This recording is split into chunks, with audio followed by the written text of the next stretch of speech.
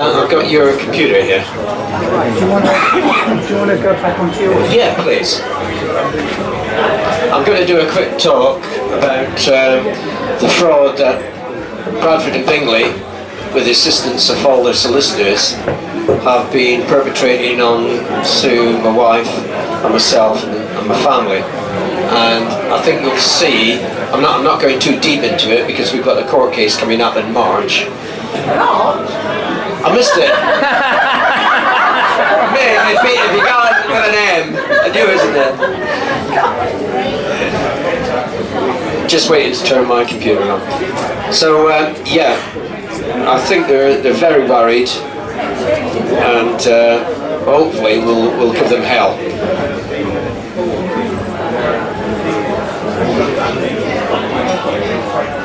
Bradford and Bingley took us to court to possess our home, and Guy, who's here, has a lot of knowledge about the same subjects that I'm about to talk about. So the very first thing they do is send you out a claim that they want to take your property. This is what is the...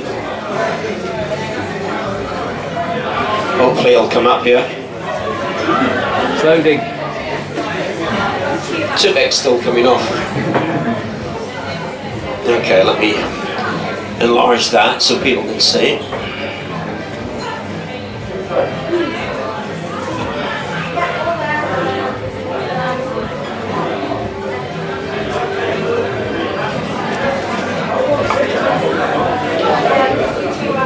Okay, they came after our house on the 17th of August 2012.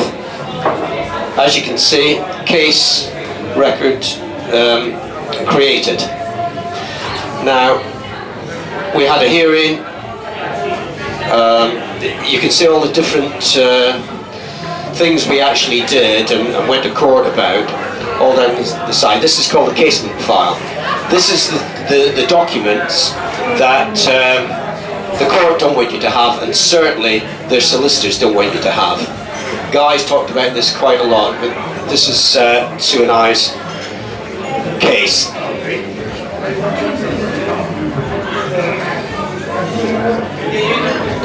As you can see, I put in an affidavit. I paid to have the kicked out, null and void, cost me £50. There should be another amount in there that we paid.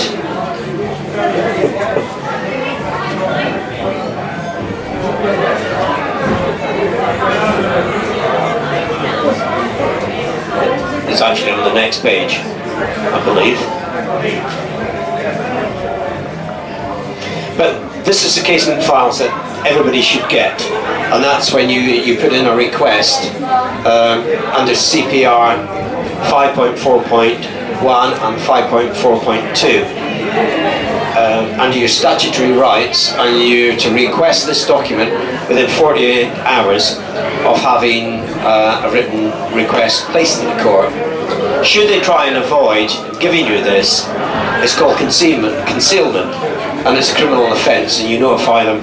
Should they do that, proceedings will be taken against the filing office.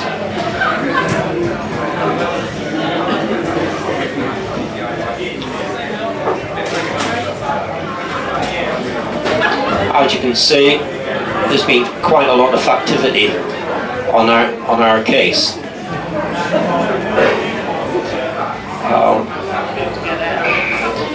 This is a gentleman who I have to give a lot of thanks to, because he's the only man in that court, including judges, that's actually signed any documents.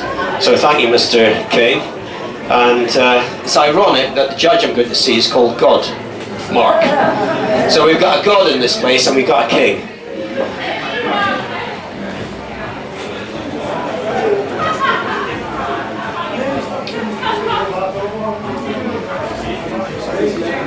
So there's a lot of information here. There is also a fee written down there that we paid. I must have gone past it, which is £175, and that was to take a case out against them, for them to remove their fraudulent claim of our property. So at the beginning, for them to start this case, what they've got to do, they've got to put in a claim into court. They've also got to put in another document. Well, actually, the court have to put this other document in, which is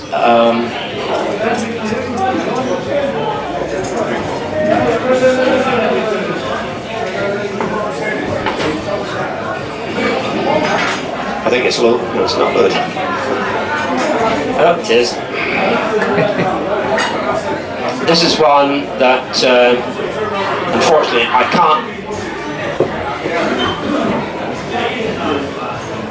This is a notice of issue. On this document, it gives all the information, the claims number, the claimant, and the defendant, and the issue fee.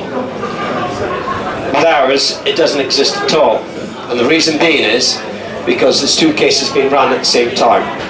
There's one case, which is the documents you find in your file, and there's a secret, a shadow court that's going on, that all these documents will be found in. You won't find these because the claimant, it gets issued from the court and they don't notify you. And as you can see, there's acknowledgements, there's if you dispute it. And this document, they try their best not to issue to anyone. I'm speeding up here because there's quite a lot of information. The main one that you should all see, and I'll blow this up nice and big. So you go, they go to court, they put in a claim, and then they pay a fee, and then the judge puts out an order for a warrant. And from that warrant, they come for your property. They don't give a proper claim in, because you don't see it. I'll get this right, so. Sorry about this.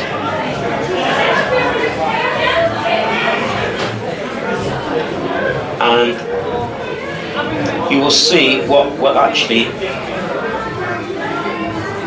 do you see that?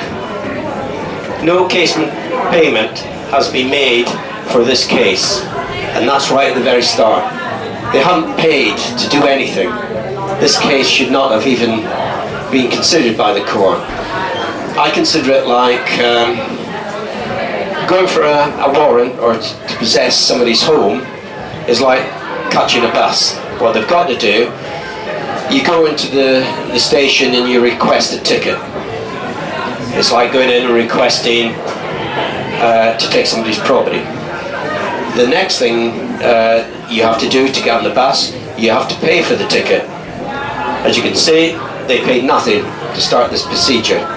The next thing, the conductor would say, get on the bus for your journey.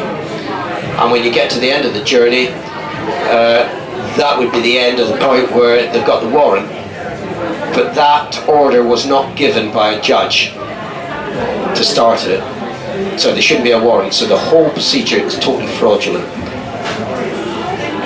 The Bradford and Bingley's solicitors wrote and said, a very nice letter, one paragraph about my skeleton argument, next paragraph about something else, and then right at the bottom it said, oh, Exhibit C, we require, where did you get this information? By return of post. They're extremely worried because we've got this document. So, as I said, everyone under CPR Rule 5.4.1 and 2 get this document, and they can't stop you getting it because it is your document.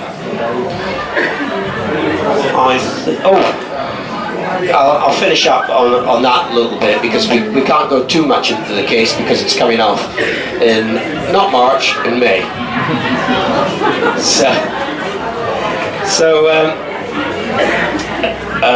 He brought up a name. He mentioned the Citizens' Advice. Now I can tell you something about the Citizens' Advice.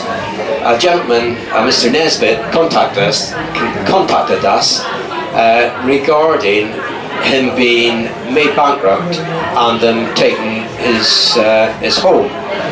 He had an accident, a head injury, and he needed help, and he went to the Citizens' Advice. The Citizens' Advice never turned up at the court case. He needed this help because he couldn't speak for himself, and they said they would. He lost the case, and they charged him £79,000 court case fees. The Citizens' Advice has done this. Now they're going after his property and they want to make him bankrupt. Those people are there to help people. What's happening? And we pay. I think everybody knows that the solicitors and barristers that come forward do it on their free time, so why are they charging? So this information will be coming out. The gentleman has given us this information, and we will be publicising it. So once again, not just Bradford and Bingley, Citizen Advice. Hold your head in your hands in shame. It's disgraceful. So I think we're coming up to a break now, and thank you so much for listening to everyone that's been so far, and let's hope we can get the PA working properly in the second half. Alright, we're back here at 8:30.